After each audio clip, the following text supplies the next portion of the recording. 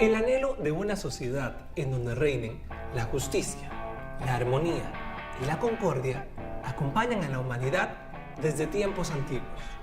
Pero la historia de la especie humana está marcada por el conflicto y la violencia. ¿Significa esto que la violencia es inevitable y nos acompañará siempre? Hay quienes creen que la violencia es innata, pero las investigaciones demuestran que la violencia es un aprendizaje, es decir, se transmite culturalmente. Pero en cambio, sí podemos decir con total seguridad que los conflictos son inevitables en la vida en sociedad. Los conflictos surgen porque las personas tenemos necesidades, valores, perspectivas, creencias e intereses diferentes. Los conflictos también surgen a menudo cuando dos partes desean un mismo bien. Y este es limitado.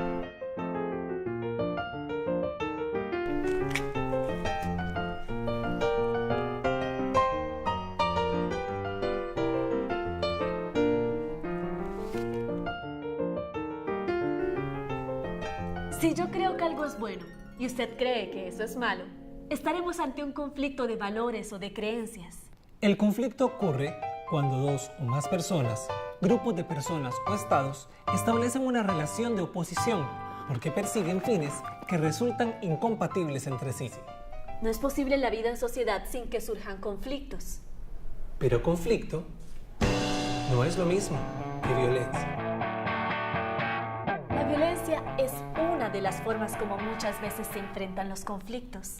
Según la Organización Mundial de la Salud, la violencia implica el uso de la fuerza física o del poder, ya sea en grado de amenaza o efectivo, contra uno mismo, otra persona, un grupo o comunidad que cause o tenga muchas probabilidades de causar lesiones, muerte, daños psicológicos, trastornos del desarrollo o privaciones.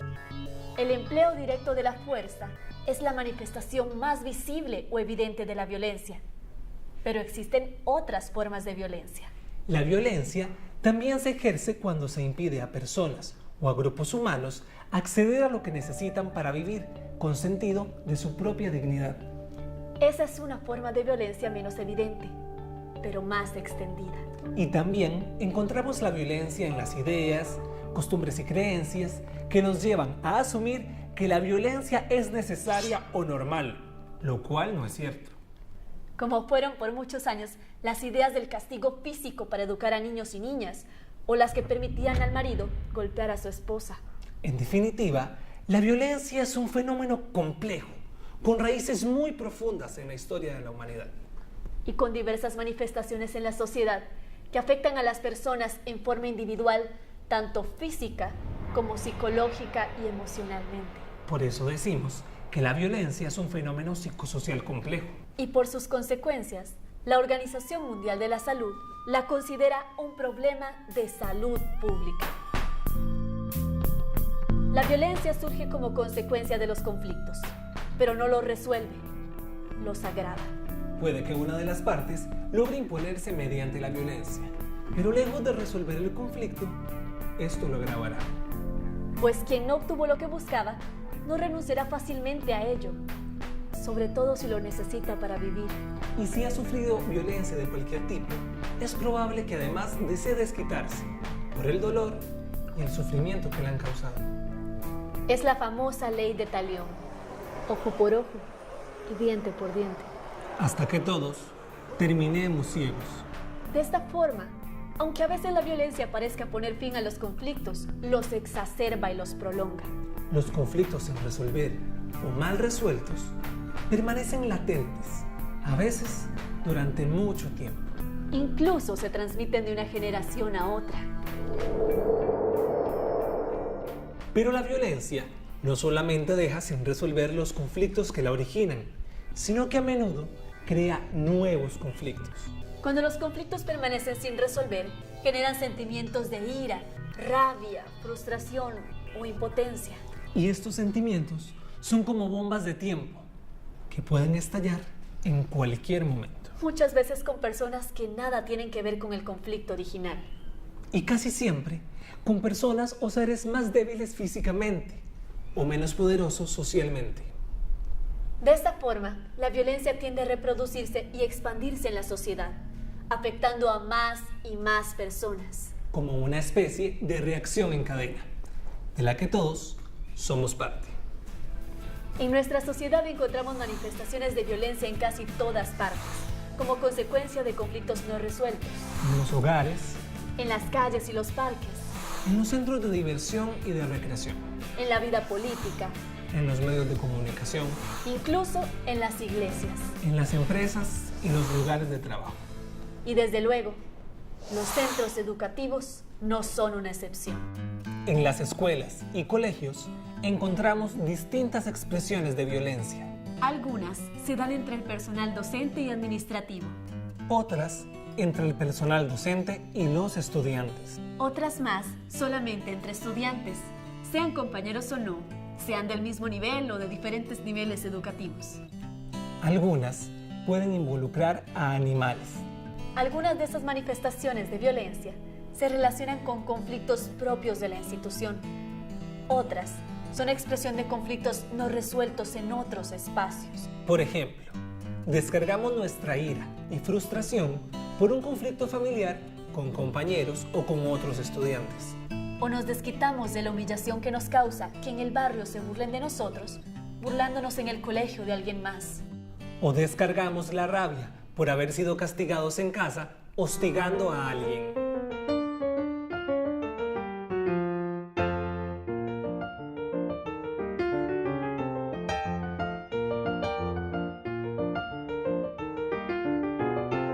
El bullying, del que tanto se habla hoy, es una de las formas de violencia propias de los centros educativos. El bullying se presenta cuando un estudiante es acosado o victimizado al estar expuesto de manera repetitiva a acciones negativas por parte de uno o más estudiantes. No es lo mismo el bullying que una burla ocasional o una broma pesada esporádica. No debemos confundir el bullying con la indisciplina, los conflictos o las malas relaciones entre iguales.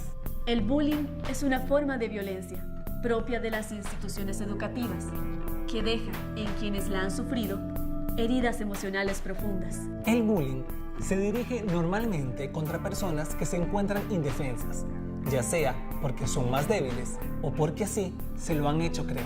En otras palabras, el bullying se produce en relaciones donde existe desequilibrio de fuerzas. El bullying es una conducta que tiene la intención deliberada de herir o dañar a otra persona. El bullying es una conducta repetitiva que siempre vuelve sobre lo mismo. Y finalmente, en el bullying, asistimos a una conducta con estas características de manera continua o sostenida en el tiempo. En ese tiempo, normalmente el agresor adquiere cada vez más poder sobre su víctima, mientras que la víctima se debilita psíquica y emocionalmente. Y desde luego, la conducta agresiva puede ser de distintos tipos: física, psicológica, verbal, sexual, racista o también homofóbica. Hoy por hoy, también es necesario hablar del ciberbullying o ciberacoso, que se presenta cuando la conducta agresiva se realiza mediante el teléfono celular, en las redes sociales o valiéndose de cualquier otra tecnología digital. Ahí se utiliza la web y las redes sociales para insultar, penetrar en la intimidad, agredir o perjudicar a una persona, violentando su espacio y poniéndola a disposición de los demás. Uno de los aspectos más perjudiciales del ciberbullying es que la conducta agresiva puede extenderse más allá de la jornada escolar. Querámoslo o no, el bullying nos afecta a todos. Si lo practicamos, debemos preguntarnos por qué lo hacemos, cómo llegamos a esto. Pues como vimos, las conductas violentas como el bullying son a menudo expresión de otros conflictos no resueltos en nuestro entorno familiar, comunal o social. Quienes practican el bullying requieren y merecen atención especializada, pues generalmente están inmersos en conflictos que no comprenden ni son capaces de manejar. Si por el contrario somos víctimas del acoso escolar, debemos comunicarlo de inmediato a nuestros familiares y a las autoridades escolares. El Ministerio de Educación Pública tiene políticas claras que orientan a los docentes y a las autoridades sobre cómo actuar en estos casos y aprender a convivir sin violencia. Y si no practicamos el bullying, ni lo sufrimos, probablemente somos testigos de situaciones de este tipo. No podemos ser indiferentes ante actos de violencia, aunque no seamos sus víctimas. ¿Acaso te gustaría que los demás guardaran silencio si el que sufre bullying sos vos? Si no quiero indiferencia para mí, no debo ser indiferente con los demás. Así es que no podemos mirar para otro lado. El bullying nos afecta a todos. El conflicto es parte de la vida en sociedad, pero la violencia no necesariamente tiene que serlo. Depende de cada uno, Y de cada una. de nosotros. De lo que hagamos y de cómo actuemos en los conflictos en los que nos vemos involucrados. Hay formas de hacerle frente a los conflictos sin recurrir a la violencia. En nuestra sociedad hay muchos conflictos profundos que vienen de muy atrás y han derivado en formas de violencia. Muchas de esas formas nos tocan en nuestras familias, en nuestra comunidad, en las calles y en las instituciones educativas.